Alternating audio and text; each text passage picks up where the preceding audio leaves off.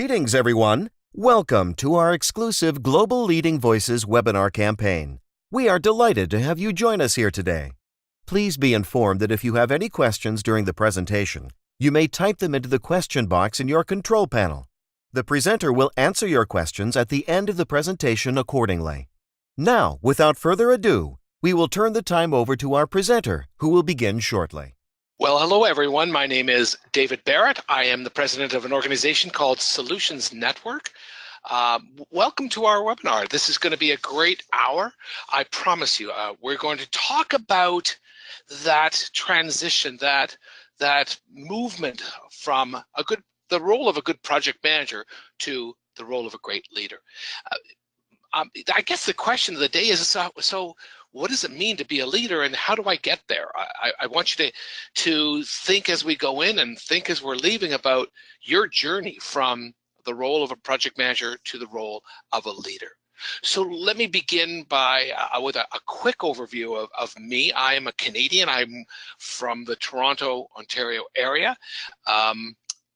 What else can I tell you? I've been in the project management business for about 30 years. I've run conferences. I've run a recruiting business, placing project managers in the old days. I launched the world's second largest independent portal for project managers magazine back in 1997-98 called Project Times, and it's now a thriving portal, ProjectTimes.com, no longer in my hands.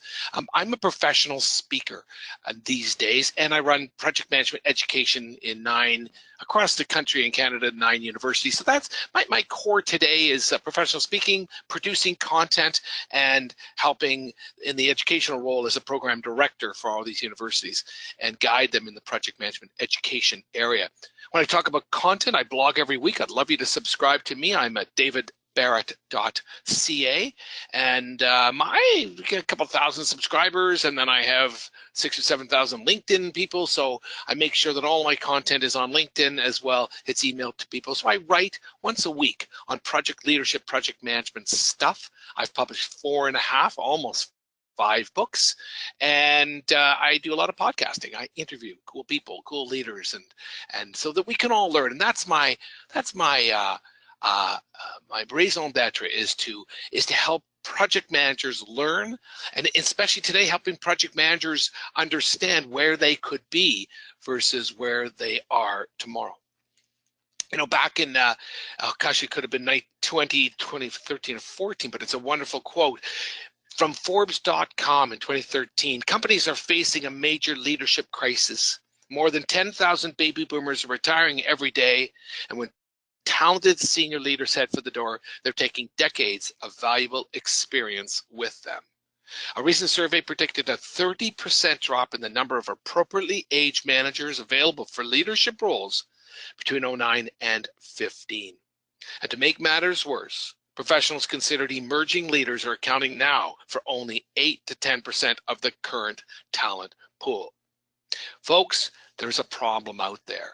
Whether it be in North America or Europe or the Far East, we've got a problem. That is that most organizations left their head in the sand. They didn't get it, or they didn't want to understand it, or they got it, but they ignored it. And that is that they've got huge talent pools leaving the organization in droves right about now. The baby boomers, I'm one of them. We delayed our departure because of the recession back in 2008, but we are starting to move fast. And the organizations that aren't prepared are realizing that they have a real shortage of people lined up for future leadership positions. Now, if you were the HR director, I'd ask you something. So if I said, listen, you got to go find leaders, not to hire today, that's not my point, but you need to find leaders that you can train, that you can coach and mentor into leadership positions over the next few years. Let's call it 5 to 8 years. Young, middle-aged, middle management people. Where are you going to look? Now, truth is that if you look internally or externally, I should say, it's expensive to go hire someone from outside. But what about the people that are inside your organization? Do you think there might be a few people here and there that you might be able to find and start to groom to a leadership position? Now, if an HR director came to me today and said, David, I got a problem. I got a real shortage. Where am I going to find future leaders? I'd say, man, it's right in front of you.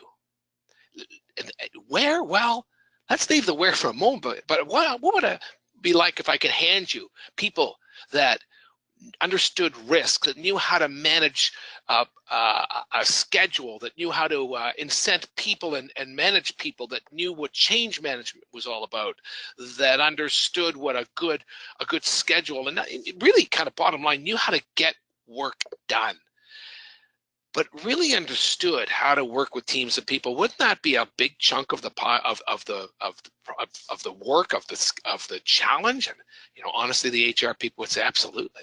You're looking for leaders for tomorrow, looking for the future leaders. If we could bring them in with this core competency that people like you and I have, then it's a huge upside for these people. It's most of the work already done.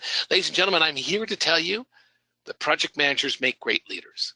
Why? Because they have that core competency. They know scheduling, they know people, they know change, they know all this stuff that leaders need to know. Now, today we're going to talk about the other stuff. What else do leaders need to know? Where's my gap?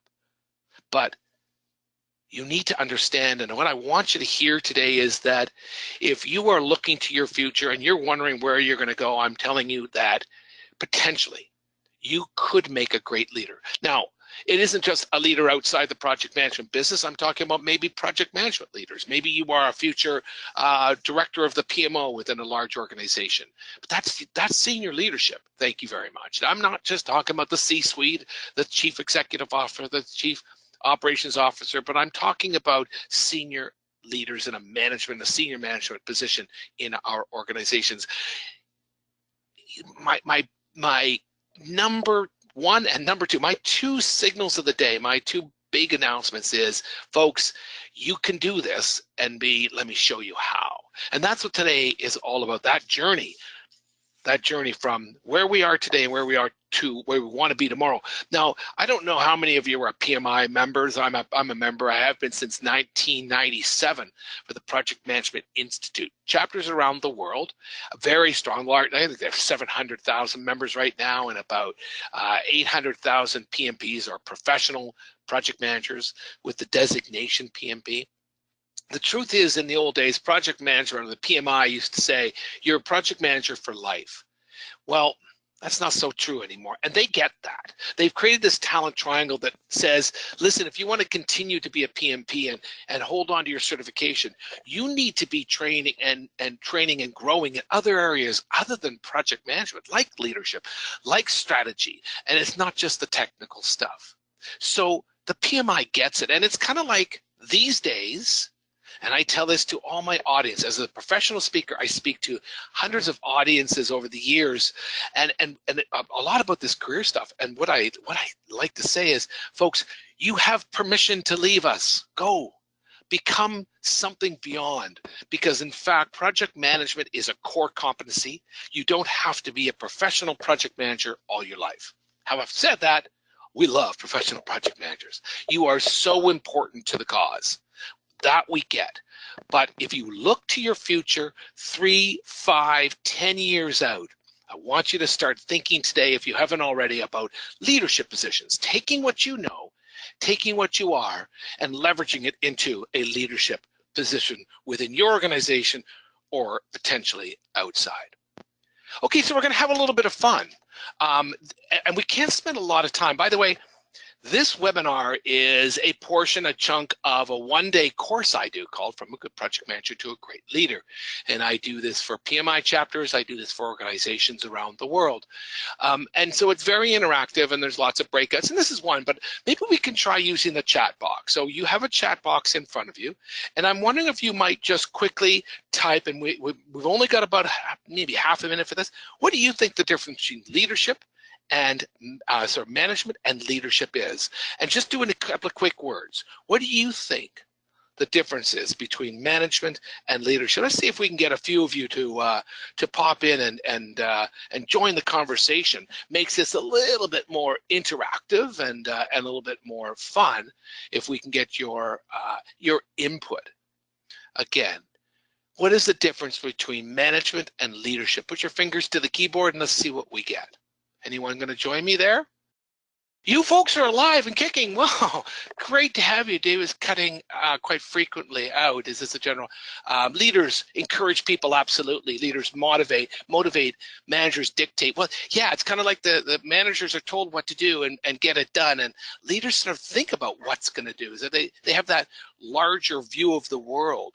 Leadership provides guidance to people rather than just tell them. Absolutely. Thank you, Lenise.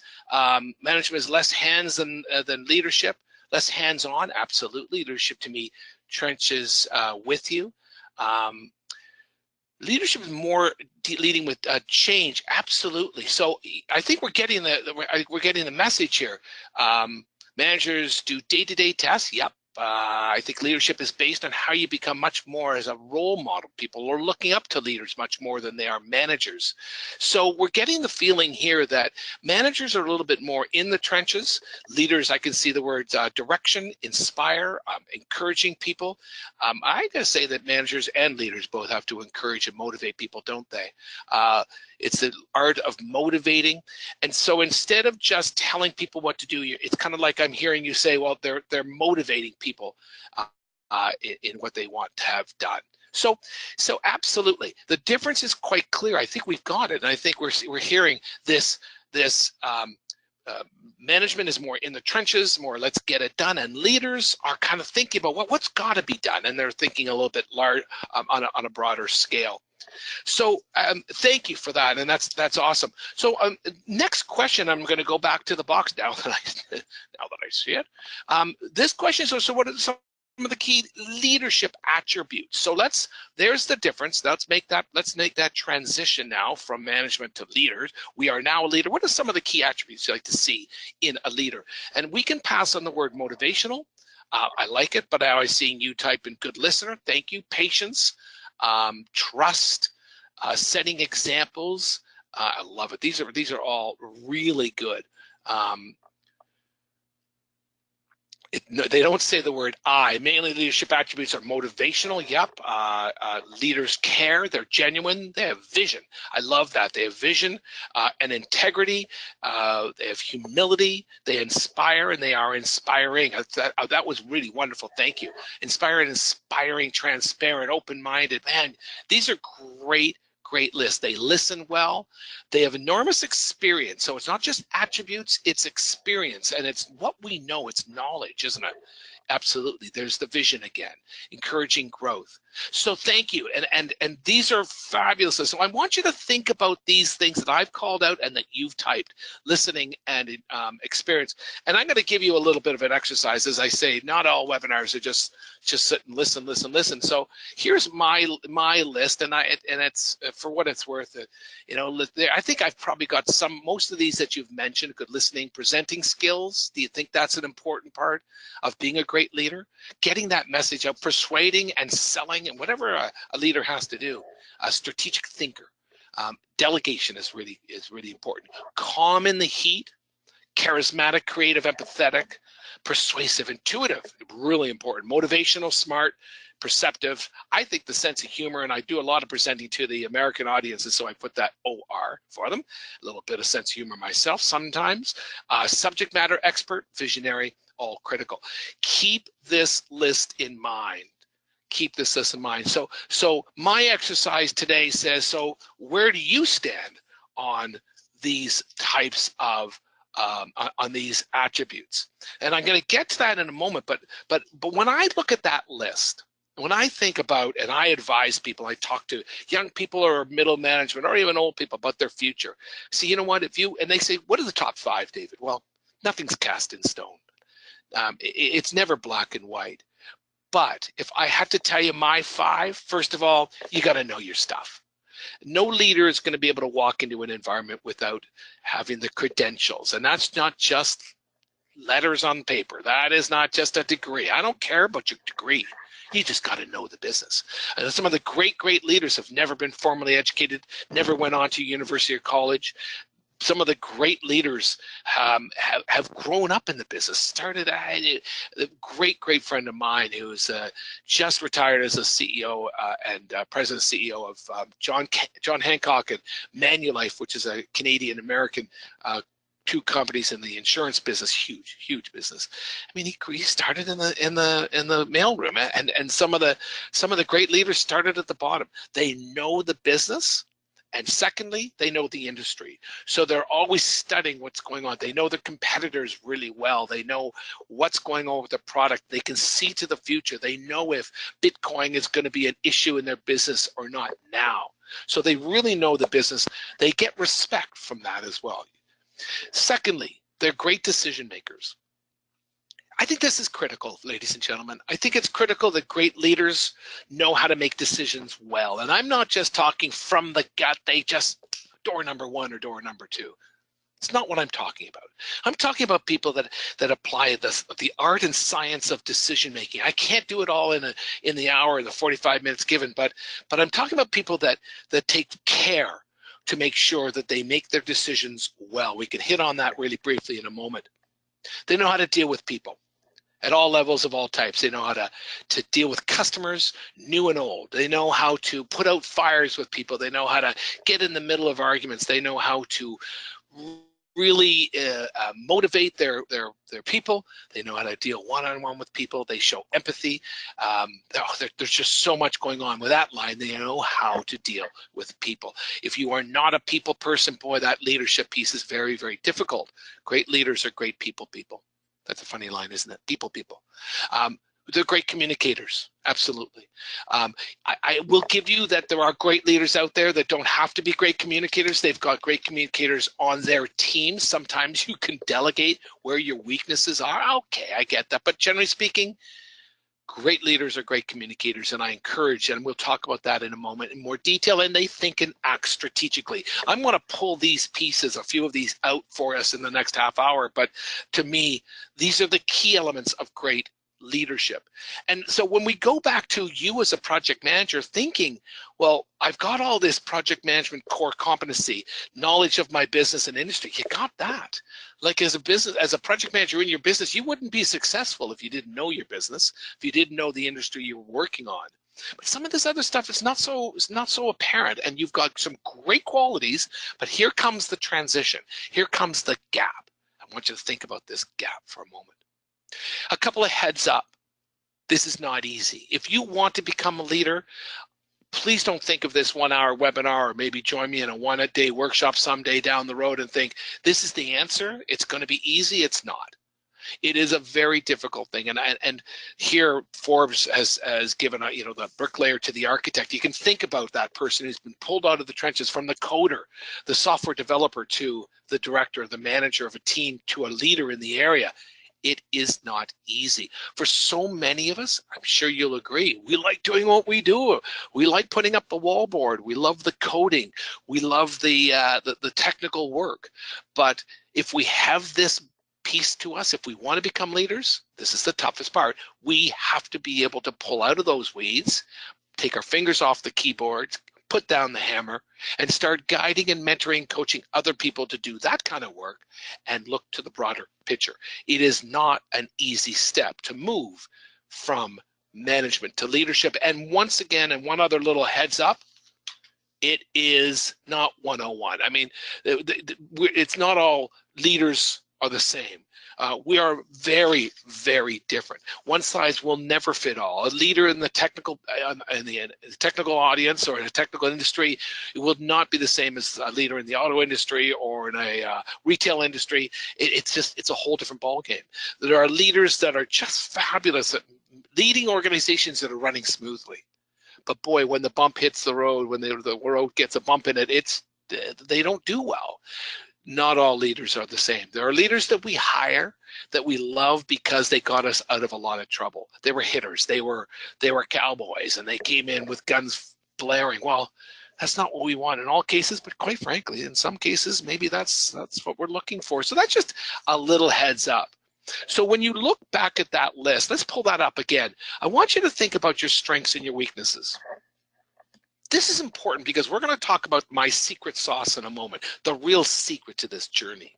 And I need you to understand where your weaknesses are and where your strengths are. I challenge you now, and I'm going to give you about 15 to 20 seconds to look at that list or go back to the list that you typed or some of the thoughts that you had and say, show me your major three strengths, not as a project manager, but as a potential leader.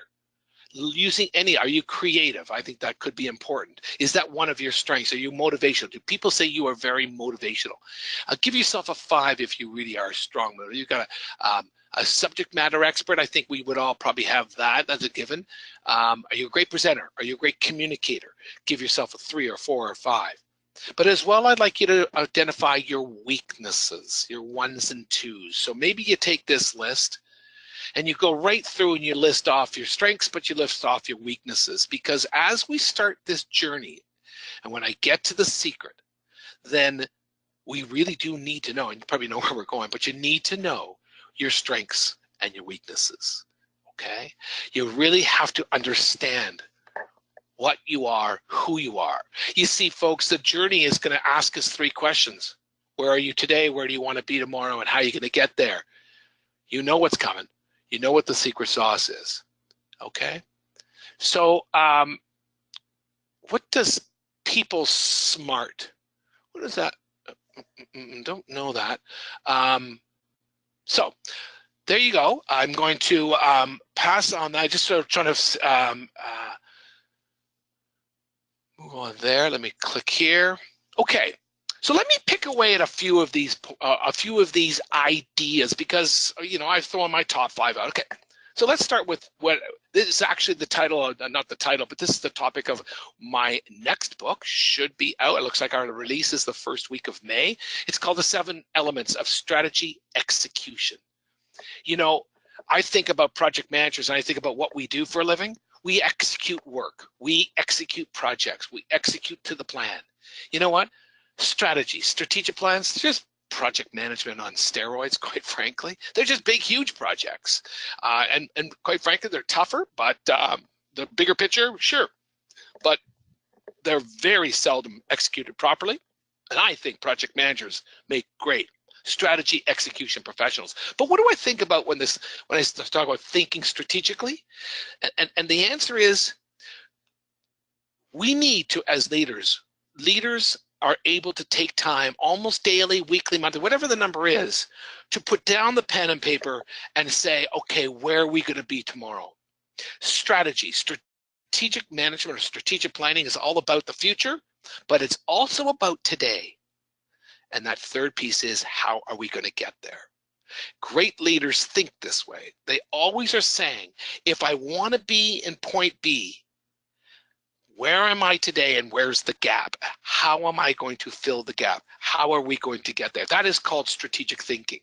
Strategic thinking is all about understanding your industry well enough to say, if A and B is true, then C could very well be true. Let's start thinking about our future as an organization. Thinking strategically is about getting people on side to that future thought and that idea about where we want to be. It is a very different mindset than management. It is a very different mindset that you and I are used to when we are in the trenches as project managers, but it is critical for a leader to think this way. Absolutely critical. So, sorry about that. I just hit my mouse and shouldn't have. So thinking strategically, the big picture, where are we going to be? Now, we don't have time in a 1-hour webinar, a 45-minute webinar to talk about the how-to, but think strategy. If you want to start, David, how do I get there? How do I understand strategy and think strategically? Well, you know what? Probably in your organization, you're not going to get that opportunity, because if you're thinking about this future, you're not there yet. So you're not a part of the strategic planning process.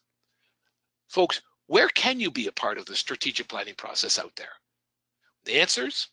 PMI chapters, get on the board. Every year they have to produce a strategic plan. Your local food bank, your local not-for-profit, any association, every not-for-profit or association, they all have to produce a strategic plan, either on a 5-year plan and revisit it annually or whatever. So if you want to get involved and learn how to think strategically, maybe you can do it outside your organization as a training ground for your future as a leader in your organization or in your industry. I want to briefly mention that leaders, great leaders, understand their leadership style. Now, I have a definite leadership style. My wife is Karen. She has a completely different leadership style. When we work on projects at the fundraising gala at the local association or at our church, it was quite amazing how the both of us took the role, 2 years me and then 2 years her, and we completely managed it differently. Very different leadership styles. What are leadership styles? Well, you could be a very autocratic type of leader, quite frankly, or personality probably, but leadership styles. It's not you. I'm not trying to identify you, but I'm telling you what they're like out there. And leaders are, some of them are very autocratic. It is my way or the highway. This is the way we're going to do it. Do you like that style? I hate it, quite frankly. But I'm a bit of that.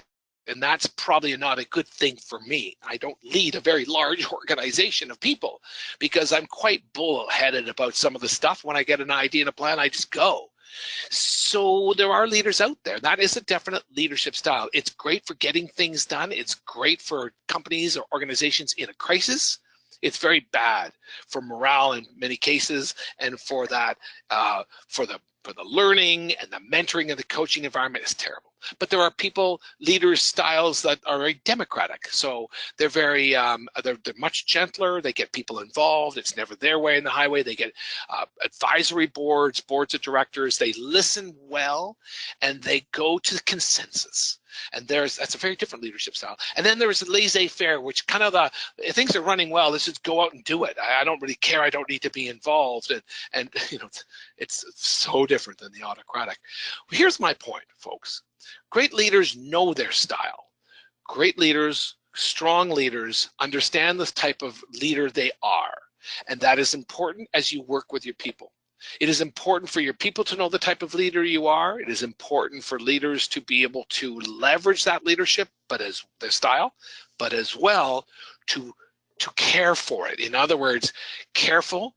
This is not your strong area. You're a very autocratic kind of person. You've got to lay down here for a while and be able to know that and pull in the troops, get assistance, get some coaching.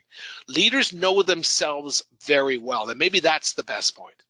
You know yourself well enough to know, I'm not going to be good at managing this area, or this is going to be a great way to go here. So I encourage, when I work with leaders, I definitely start with, well, who are you? What are you? What do people think about you? And this becomes part of that leadership style initiative, okay? So we've got different pieces, and we're kind of halfway through here. I got a couple more points I want to make, but I want to introduce the secret sauce. I want to introduce the real secret to moving from a good project manager to a great leader, and that is having your own strategic plan. So strategy is a part of the requirement of great leaders, thinking strategically. However, by being on this webinar, I suggest respectfully that when I slow down like this, it means I'm looking at the dashboard here. Some good questions, and I'm moving kind of quickly because I really want to get this all done. But I might just stop here. Will you show a list of common leadership styles, please? Okay, so then I have with the autocratic, democratic, and laissez-faire, the three most common. Just before I get back, let me just stop. I'm going to go back to this, to the previous slide, or just stay here. If you're not in a leadership position, how do you identify that the leadership has selected the right strategy? Oh, that's interesting. If you're not, how do you identify? Well, you know what? I don't know that our position is to be able to identify the right strategy. Sometimes we just have to go with it. If we're in a management position, you know what? Maybe we don't have a choice. We're just told this is the route. You hope that when you look at a strategy, you hope that you can see the process. So we're going to buy this company. We're going to merge with our competitor. We're going to expand our product line by 30%. We're going to downsize, upsize, cross-size, whatever it is. Why? If people can answer the answer why, then I'm comfortable with something. I should say, preface that by saying with something other than, Well, it was Susan or Bob's gut feel, or someone had an idea, or someone went away for the weekend, came up with this crazy idea. Well, that doesn't cut it for me. Show me the analysis. Good strategic planning has a really solid analysis built in. And then let's get to that. So what do I mean by a good strategic plan with the analysis? It means that you've taken time to deal with three components: the current state, the future state, and the how are we going to get there. Let me review all three for you very quickly. The current state is the as is state. It's the what is state. It's the today. It's got nothing to do with tomorrow. It's got everything to do with today. Describe you. Now, so here's the secret. We build the strategic plan around ourselves. You are the object that we are going to plan for. And so here's the big message of the day. In order to get from A to B, ladies and gentlemen, you as well need a strategic plan. The organization, the association, the not-for-profit, yeah, but you do it as well. If you like what you hear today, I challenge you to show me your strategic plan. Show me how you're gonna do it. And to our friend's question, how do you know it's the right plan? Well, I'd say, well, it's right if you did the right, if you apply the science of creating strategy. Three things: current state, future state, and how you're going to get there.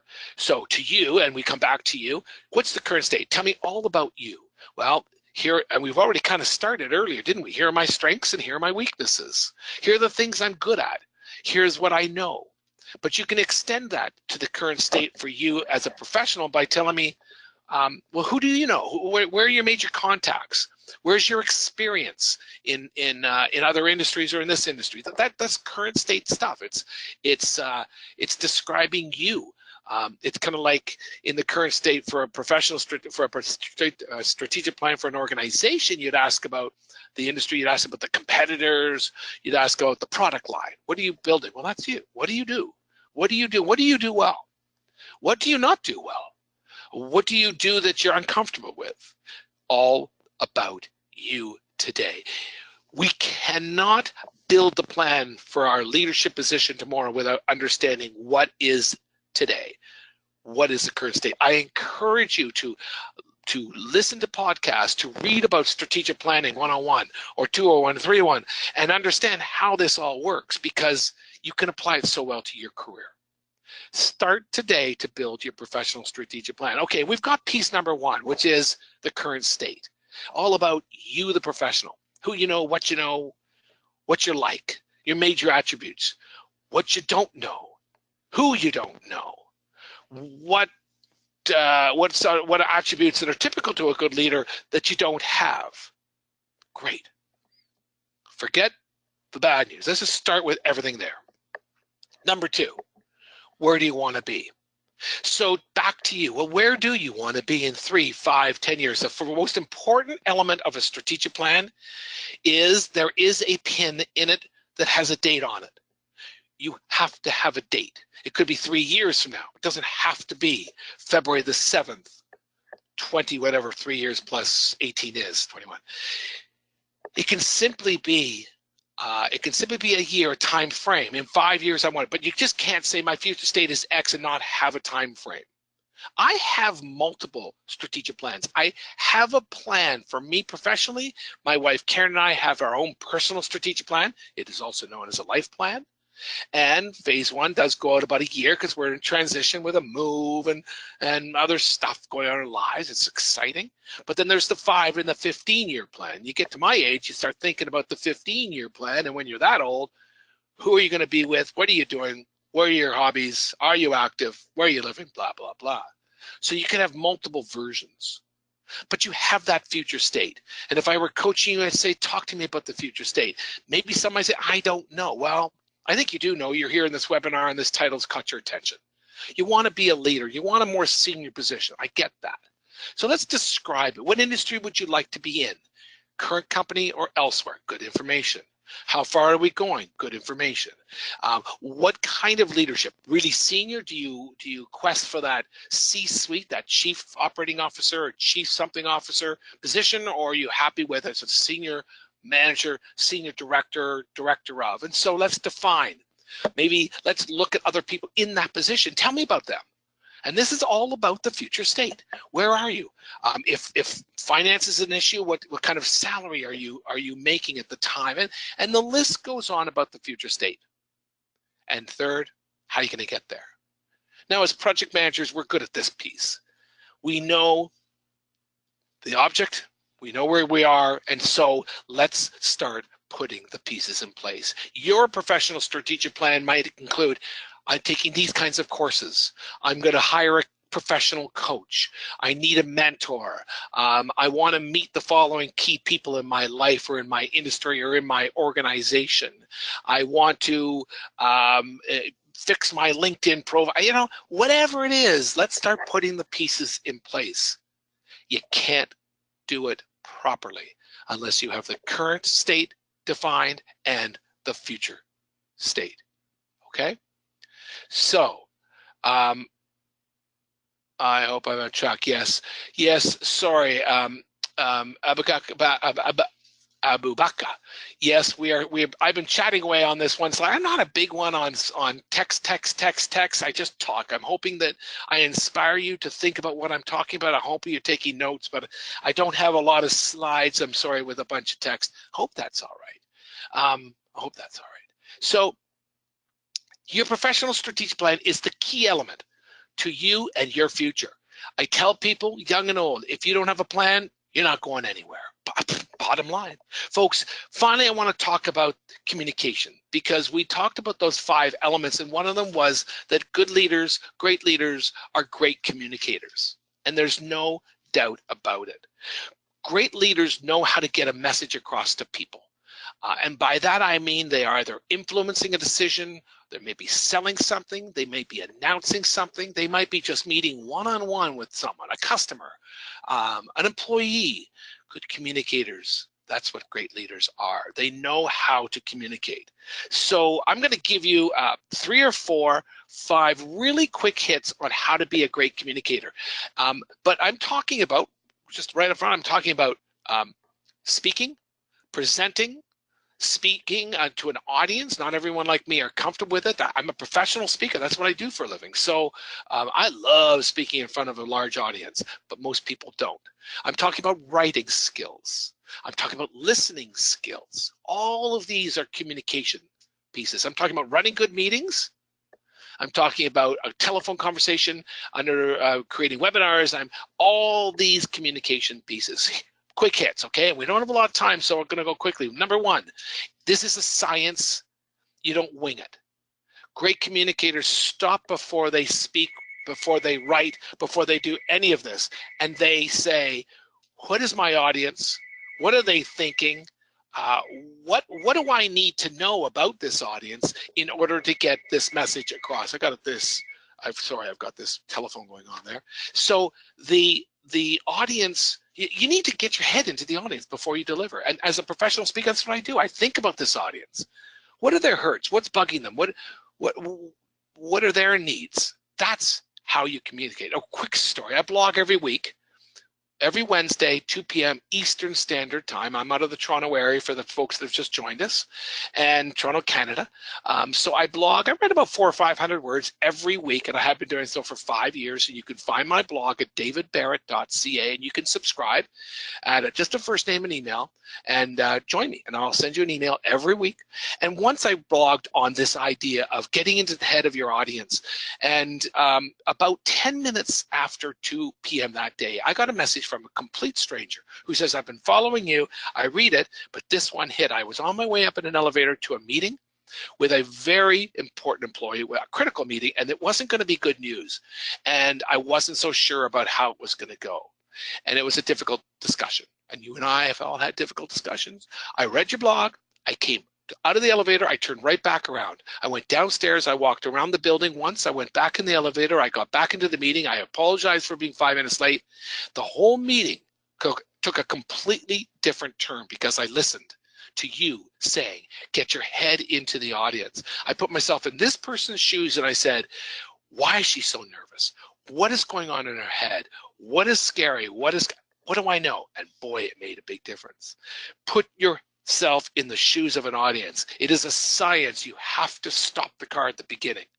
If you're speaking, if you're writing, who are you writing for? What are they going to get out of it? I have to do that more with my blog. Number 2, learn how to present well. And if you're not a good presenter, to know about your region, around my part of the world, we've got Toastmasters. Get training, find great presenters, get coached, get mentors, because leaders know how to stand up in front of an audience of 3, 30, 300, and probably quite nervously, but they can still do it, 3,000 people. Get the training to be able to present. You need to be able to present well.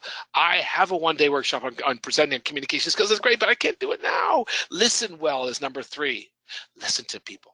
Listen to, before you get on stage, before you write the book, before you write the blog, listen to your audience. If you hear the chatter, if you hear the issues, if people are whining, if people are clapping, if people are cheering, this is important information. Number 4, show compassion and empathy.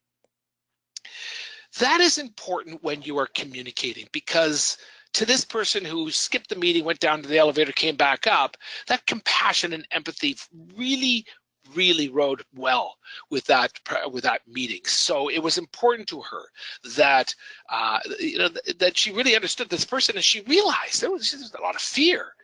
This person was genuinely scared. This is the time a good leader knows how to communicate well. Knowing how to communicate well says, this is it. Passion, empathy. Okay, and finally, to wrap this all up, I got a couple of words of wisdom at the end in the last 2 minutes, but I want to tell you that one of the best pieces of advice I ever got was a book that I actually published with my friend Derek Viger in the Toronto area called The Keys to Our Success. 25 chapters by 25 project managers when we ask them, what's the key nugget you take into every project that makes you successful? And my friend Benoit de Grasse out of Montreal, Canada said, chunk your work. It's called The Power of 7. Nothing that comes out of your brain, whether it's written, spoken, meetings, agendas, nothing is longer than 7 plus or minus 2. 7 plus or minus 2. Your agendas are 15 items long. When you speak, you don't have 20 things to cover. You have 7 to 9 or 5 to 9, 7 plus or minus 2. It's called chunking it. It's the power of 7. In fact, it's the theory of a fellow out of Harvard University in the 60s who said that the human brain can't take much more than 7 items at a time to learn it, to appreciate it, to get it, to understand it.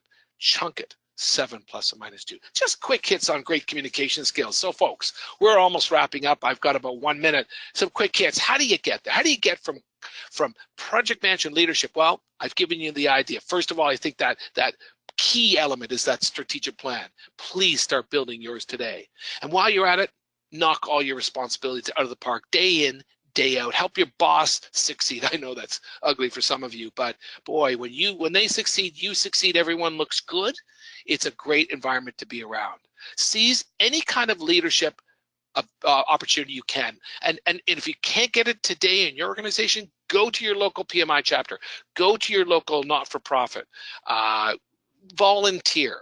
Look for the white space, meaning what isn't being done? What could you get involved in? What could you build? My wife is going to start building a food bank in an area that we've just moved to that doesn't have a food bank. Oh my goodness, find the white space. Don't be a jerk. People identify jerks. Jerks do not get promoted. No one is going to want that kind of person to be leading the organization, department, or division. Find people in your life, that role models that you love, and sort of find out what they're like. And build relationships today, starting now, all the time. Foster them. Keep in touch with the great ones. Keep that plan up to date, that strategic plan. Find courses, find coaches, find a mentor. Create an advisory group just around you and your future. Contains maybe a couple of a family member, a very good friend, and 2 people in your industry. You buy them dinner once. You pay for the dinner for everyone. It's a lovely dinner in a great restaurant in a quiet area in the corner. And you say, I'm paying for dinner. I just want to talk about me. I've created a strategic plan. I've sent it to you before this dinner. I want to talk about my strategy and how I'm going to get there. Heck, why not? Outside the box thinking. Grab any chance you can to take on a leadership role. Any chance. That's not but any chance you can. So folks, in your journey, build bridges, don't burn them, network as much as possible. Give credit to others as often as you can. That's this classic great leadership. And that's the empathy piece. Be generous when things go wrong. Take on the young people and say, don't worry, I'll take it on. Learn to love how to be a leader. That came from Inc. magazine in 2015. I'm David Barrett. I'm absolutely thrilled to be chatting with you. I'm going to leave it to Hannah to come back and chat with us. And we're going to take some questions, but Hannah, it's all yours. Again, ladies and gentlemen, I'm David Barrett, davidbarrett.ca. Subscribe, follow me, catch me on LinkedIn. I love LinkedIn connections. Catch the books, catch this workshop, available in-house anytime. Thanks for listening. I hope you have enjoyed it. Back to you, Hannah. David. Thank you for this great presentation. So before we proceed with the Q&A session, I would like to inform you that PCB provides training and certification services for ISO 21500 Introduction, Foundation, Lead Project Manager, and Lead Assessor. This standard helps you to deliver projects successfully and ensure a sustainable future. But for more information, please visit our website, www.pcb.com. Now I would like to continue by answering some of the questions asked by the audience. The first question is, do you need a high level of understanding of the processes involved in your project to be a good project leader? Absolutely. But I'm not talking, yes. I mean, when we talk about knowing your business, if you want to talk about a senior project management role, then yes, you need to know just the detailed processes required within your project environment, but you need to know all the other processes. A great leader in any environment knows the business, knows the industry. So you say, well, David, my goal is to be a senior leader in the project management field. Then I'm going to challenge you and say, talk to me about Agile. Talk to me about other methodologies. What do you know about Prince? What about the PMBOK? What do you know about, where's your experience in dealing with projects in different environments? Absolutely, you got to know it all. Okay, thank you. Another question that we have is, how do you mitigate problems when your team has agreed on the project deadline and objectives and management does not agree? Wow. Wow. I think it's doing the research. I think it's important to if management doesn't agree, then you've got some convincing to do. Hopefully you're a good communicator. I think I'd be getting all the people together. I think I would turn to a we instead of a me, which means I would get everyone involved and say, good, if we believe this is the right way to approach this issue, then help me because I have to go sell this to senior management. And I would be getting people involved in this solution, gathering them around, getting their advice, going through the what if scenarios, and including what if they say no, what if they say why. And so it's a tough question, but I hope that helps. Yeah, thank you. Another question is, what is the major characteristic of a manager and supervisor in relation to leadership? Well, I think we went over that. I think that the managers are much more in tune to what is going on today as opposed to what is going on in the future. The manager's role, as we said in the first couple of slides, and possibly this question came from someone that wasn't at the beginning, but which is fine. Managers, it's all about getting the work done. Managers are there to get the work done that they are told to do. There isn't that futuristic approach. There is no strategic thinking, typically, in a manager's role. It is just, this is the work to be done, let's go. A project manager is told, this is how to build it, this is what we want built, go. Project manager's role to date, and it's changing a bit, is, don't worry about the why, just go and build it. I know it's a little old school, but the leadership role is so different than all of that. It's much more futuristic thinking. It's much more planning. It's much more understanding the whole picture rather than just the widget or the object that we're dealing with on a day-to-day basis. Thank you. Another question that we have is how to handle managers not operating and helping in their part of the project. How to handle managers that are not helping, not working on the current project. They're not pitching in. Well, boy, I'm not an HR specialist, but you know what? I'm probably not the right guy to ask because I'm that autocratic one that says, listen, if you don't like it, get out. I'm the tough one. A good leader knows how to handle these people, and a good leader knows that in this environment, in this organization, in this industry, we just simply say, I'm sorry, we've given you, I mean, you have to give them all the chances and give them the warnings, but we've given you 3 warnings. We've worked with you. We've talked to you. We've done everything we can. Sorry, you're gone. Now, others might say, no, we're going to continue to work with them. So I think everyone deserves a chance. Everyone needs to be warned. But if they cannot pull their weight, I think that was the question. If they're not pulling their weight, they need to be coached to do so. And if they can't be coached to do so, if they just can't, then out. Get rid of them. Okay, so considering the time limitation, we will only be answering 1 more question, while the rest of the questions will be answered by David via email. So the last question for today is delegation the best way to avoid your weakness? If not, then he or she should not be done, then it should not be done by a great leader, right?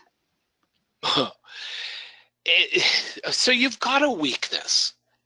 Well, I know you're going to hate this answer, but it depends on what you're talking about. But through your own SWOT analysis, strengths, weaknesses, opportunities, and threats, through your own, I love it, through your own strategic planning, you've done the current state and you see your weaknesses. And while you're in the work, this is coming up. So do you delegate that work?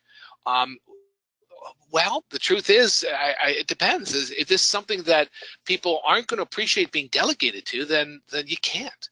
There are certainly some things in life as a leader that we cannot delegate.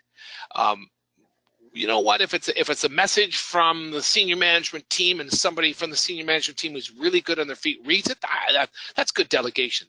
That's great delegation skills. But sometimes the leader needs to step up, needs to be in front, and needs to do something they're uncomfortable with. You just got to do it. There's a wonderful movie called The King's Speech, and it is, I guess, King George took the throne in London, in England, and he had a stutter. I think it was King George, and he had a stutter.